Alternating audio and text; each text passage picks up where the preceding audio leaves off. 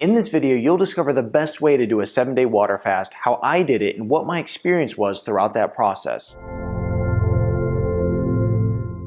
I know, a 7-day water fast, 7 days with no food, it sounds really daunting, but the truth is that people have been doing this for thousands of years. And we don't see it much in modern society, but this is something I've practiced for a while. So what I want to do is I really want to teach you the best methods in which I have found. I want to teach you my experiences. I want to teach you the best strategies I found that work really well, take you kind of through that whole process of each day and what I experienced. And then at the end of the video, I want to teach you how to break the fast properly, because that's a very important thing to do if you're coming off a 7-day water fast. So let's go ahead and dive into this stuff. Before we get started, I'm Dr. Zarowski and welcome to the channel. If you're new to the channel, it's a pleasure to have you here. Be sure to subscribe, hit that bell notification, and join our notification community. That way I can help you excel your health and your life. Let's start with starting the fast. This is an important process here because, if you're coming off of a high sugar, high carb diet, and you go into a fast, it's going to make the fast so much harder. So I like to teach people to ease into the fast, right? When I go into a fast, I like to ease into it, and I do so by making sure that my diet is really solid leading up to it. I don't want to be eating processed food, high sugar foods, that sort of thing. We want to make sure that we're following a high quality diet. A ketogenic diet is a great way to lead into a fast, and the reason for that is because if you're already in the state of ketosis when you start the fast, then you're just going to, feel much better throughout that transition, okay? So if you're, let's say, on a high sugar diet, you're gonna crash pretty hard. If you're on a ketogenic diet, you're already in the state of ketosis. It's a much easier transition into fasting, which is why people who do intermittent fasting in the ketogenic diet find that it pairs so well together. And, if you don't wanna follow the ketogenic diet, at least be following a high quality diet, no processed foods, a diet that's not high carb, a diet that's not high sugar. We want to make sure that we're eating a good diet here leading into the fast. Now, the other thing I want to mention here too is if you're someone who's on medications, you need to work with your doctor. In most cases, it's always good to work with your doctor so that they can monitor you during a 7-day water fast. But if you're on a medication, you definitely need to speak with your doctor about this before doing so, okay? And then the other thing I want to mention is if you've never done a 3-day water fast, then it's a good place to start, okay? So before jumping into a 7-day water fast, it's good to start with a 3-day water fast because I'm going to share with you here my experiences. But the truth is that when we actually experience it for ourselves, we truly understand how we're going to feel, what's going to happen, and what to expect. And so always start with a 3-day before just jumping right into a 7-day, and that is my recommendation there. Let's go ahead and keep moving here and talk about fasting strategy because this is really important. This is what I have found to be the best methods to work well for me. The first thing is sleep, okay? During your fast, you want to make sure that you're getting lots of sleep. Don't be, trying to fast and cut your nights short, that sort of thing. Make sure that you're getting proper sleep, and also make sure that if you need the opportunity to, or you have the opportunity to take a nap during the fast, then you do so, okay? So you're gonna have a lot of times where you have low energy and your body's recovering, your body's healing. There's a lot going on, right? A lot of changes happening physiologically. So making sure we're getting proper sleep and napping if possible is always great. Next, let's talk about sea salt because this is your friend during the fast. When you're fasting, it's important to make sure you're getting proper electrolytes because one of the things you're going to do is you're going to make sure that you're using good quality filtered water. We want to have good quality filtered water because we don't want to be fasting, drinking water for 7 days and getting chlorine and arsenic and fluoride. We don't want that in our system, especially during this time where this is a time of healing, not a time of putting toxins into your body. So we want good quality water. So you're going to be looking at reverse osmosis water. In what I'll have people do too is I'll even have them use a water that has been distilled. And a lot of people will say, well, you don't want to use that because you're taking out all the different minerals. But we're talking about adding minerals back in through sea salt. And so it's more important that we're getting a very pure water here. So the truth is that if you're using reverse osmosis, it's taking most of the minerals out anyway. And so when we look at fasting, we want to make sure we have good water and then use sea salt throughout the process. I like to have like a cup of warm water, put some salt in it, mix it up, and it tastes really good when fasting, trust me. The other thing I'll do is I'll even take like a crystal of sea salt and just put it in my mouth. It helps with cravings during the fast. It also helps with hunger. It helps with muscle spasms. Sometimes during the fast, you'll notice you'll start to get some muscle spasms. If that's you, make sure that you're adding in more sea salt, getting in some potassium. You can even use no salt during this time. So there's a container, I'll put a link in the description below so I don't confuse anybody, but you can get no salt and it's just potassium. You can use that as well during this time and it's beneficial. You also want to make sure that you are not doing your fast during a stressful time, okay? If you have big projects at work, big things going on with the family, stressors in a lot of ways, it is not a good time to do a fast because first of all, not only are you probably going to fail, but you're just putting too much stress on your body. So fasting in general is a physiological stress, and when you take that physiological stress from fasting and you take the physiological stress from a poor work environment or whatever else it is, physical stress and all these different things, it's just too much. It's overwhelming, and at that point it's not even healing for the body. So make sure that you're not doing it during a stressful period of time. And when it comes to exercise, I'm not a big fan of hard exercise during a fast. I see all the time people posting on Instagram and Facebook and they're doing a water fast for a couple days and they're exercising and hitting the gym, lifting weights. I don't think that's a smart thing to do. This is a time to let your body rest, let your body heal. And what I recommend for people, what I find works the best for me is just going on like a 30-minute walk during the fast. Okay, so 30-minute walk, nice light exercise, real great, relaxing, and it's going to help with that stress, but it also is nothing intense, which you don't want during the fast. Let's talk about my experience going throughout the week, okay? So let's say you're starting this, your last meal was on a Sunday night, you're going into Monday, all right? Now, when you go into Monday, you typically have decent energy, okay? This is day one of the fast. You're gonna have a lot of cravings and you're gonna have a lot of mind games that mess with you.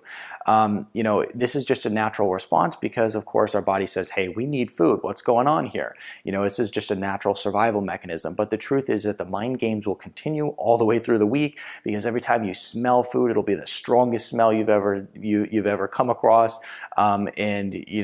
It just messes with you a little bit. But when you realize a lot of it's all up in here, you realize, okay, well, this is totally doable. The other thing that happens, your blood sugar will drop.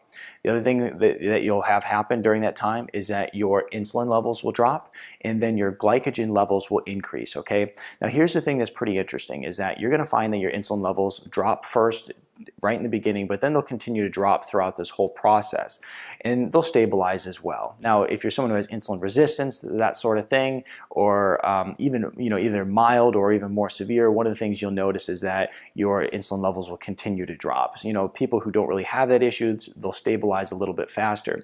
Your glycogen levels are going to basically just do a quick peak during this time because all of a sudden your body starts going, okay, we need to release this glycogen throughout the muscles. We need to release it, I should say, from the muscles, from the liver.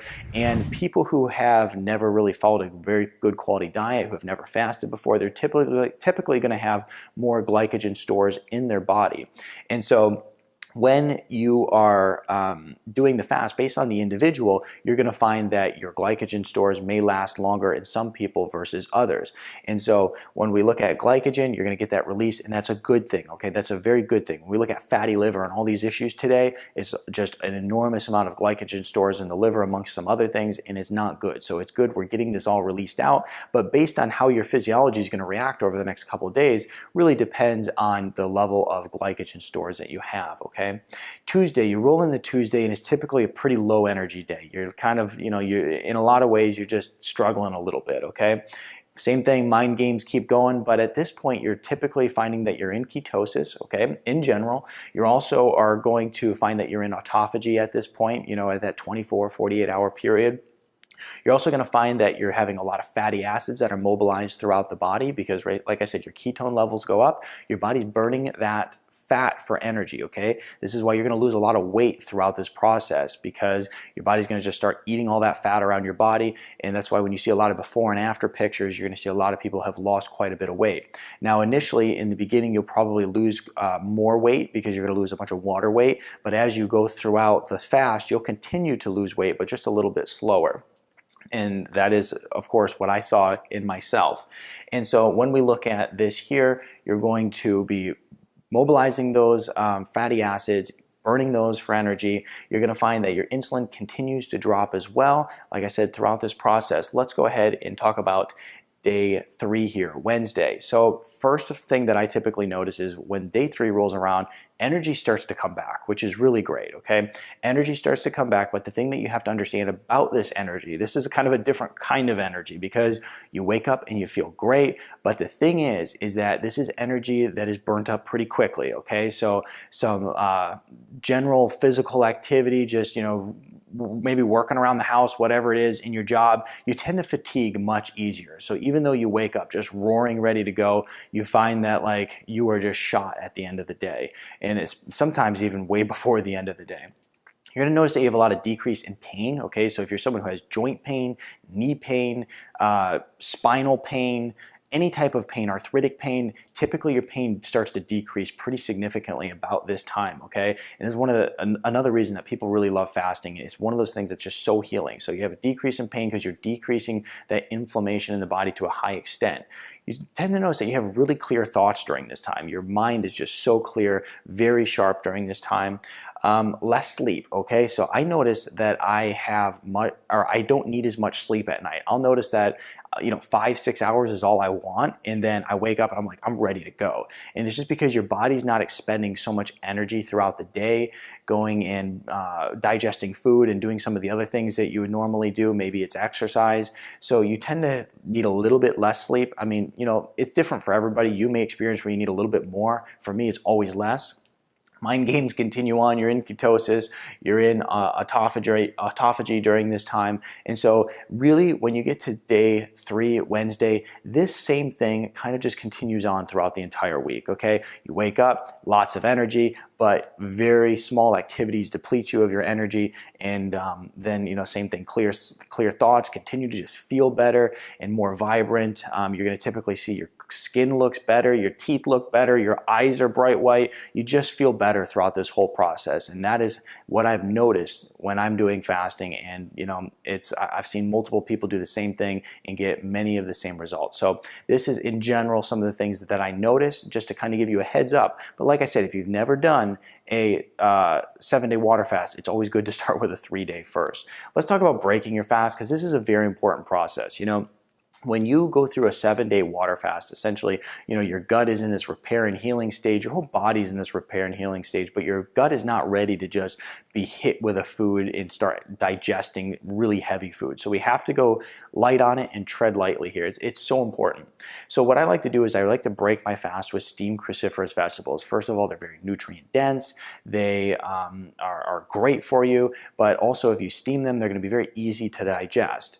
Now, when we look at cruciferous vegetables, I'm talking just a cruciferous vegetable. I'm not talking about a big blend of them. Just find one that you want to go with and break your fast with that. Not a whole bunch of butter and all this stuff on it. Typically some cruciferous vegetable with sea salt, and that's good. And the truth is that when you come off a 7-day water fast, let me tell you, almost anything tastes like the most amazing thing that you have ever eaten in your entire life. It doesn't matter if it's even a food that you generally wouldn't like. It tastes amazing. Once again, survival mechanisms kicking in. So cruciferous vegetables, a great way. Make sure you start slow. Once again, when I was talking about the mind games, right? You have this mind game, this idea that, well, I haven't eaten 7 days, I need to stuff myself with food, I need to gorge myself with food. But the truth is that you want to start really slow, okay? Have a very small bowl of steamed cruciferous vegetables, start slow, and then ease into eating again. You have to really kickstart your digestion, get things working again in your body. So I like to start slow, and during the first day or two, I like to start adding in a lot of probiotic rich foods, getting a lot of good probiotics for the gut, because the fasting is a very gut healing process. It's an immune balancing process. It's just good for your body in so many ways, but we want to make sure that we're getting those good probiotics in too. I like to add in like kimchi, homemade sauerkraut, just a lot of probiotic rich foods. You can even actually just take a probiotic as well if that's something you want to do during this time. So probiotic rich foods, and then I recommend going into a good healthy diet, right? If you don't want to create metabolic instability, then make sure that you're not following a garbage diet prior to the fast and then going into a garbage diet after the fast. Going into a ketogenic diet, a low carb diet, a good healthy diet of some sort is going to be the best way to move on and to be honest, one of the great things about a fast is that it's a great reset button. It acts as a great reset button to get you off of all those cravings, right? Off of, the caffeine cravings and the sugar cravings and all that stuff, get you off of it and set you up on a path for success. Now, if you want to learn more about a 3-day fast, I'll put a video right up here that I did on it, because as I mentioned before, it's always best to start with a 3-day fast and then go into a 7-day fast, kind of get your feet wet that way. But these are my experiences while fasting, okay? I like doing 7-day water fasts at least 1 to 2 times a year. I think it's very beneficial. There's actually been research on it stating that it, is going to help clean up a lot of the cancer cells in your body, help clean up a lot of those bad cells. That autophagy process is really working hard in there to heal your body, decrease inflammation, a lot of great things happening. It's so good for your brain health, your neurological health. And so make sure that you're looking at this, taking it seriously, and then of course work with your doctor on it in order to have someone monitor you through this process. So be sure to give this video a thumbs up, and if you have any questions, put it in the comment section right down here below. Also, be sure to subscribe to my channel if you want to learn more about proper exercise, supplementation, nutrition, diet, weight loss, all that great stuff, and even more on fasting. And then lastly, check out my other videos that are going to help you improve your health. I'll see you in the next video.